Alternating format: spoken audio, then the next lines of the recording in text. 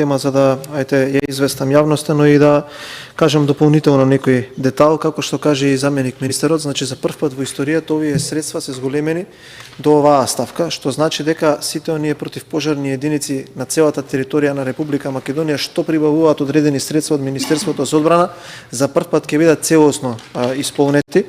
И тоа остава фискална можност да оние средства кои што досега ги плаќаа општините за оваа намена им останат во нивните буџети за да може да ги реализираат на некои си капитални инвестиции кои што им се потребни на граѓаните, што значи дека ова беше барање кое што и ние како партија изминатите 4 години од нашите градоначалници сме го слушале, а сега конечно во буџетот се изнајде средства за да можат овие барања да бидат во целост реализирани. Односно само да кажам дека ова значи дека буџетот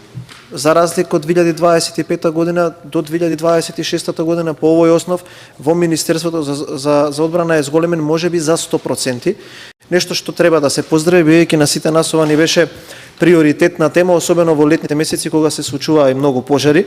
Она кое што исто така важно, јас комплетно се согласувам со подносителот на амандманот за катастрофалната состојба на противпожарните единици во нашата држава, и тука е за се во право и за жал ние не начекавме нешто подобро од тоа, туку наследивме едни руинирани противпожарни служби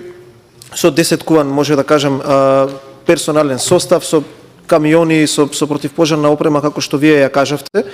И затоа веќе од првите месеци од нашиот мандат се обидуваме колку толку да можеме да ја нормализираме состојбата. И сметам дека кога зборуваме за противпожарната заштита, тука треба да акцентираме и една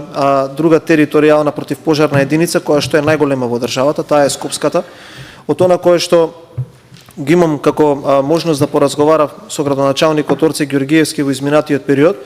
прво, пожарникарите во наредниот мандат исто така ќе бидат соодветно испочитувани за нивниот труд преку нивните плати,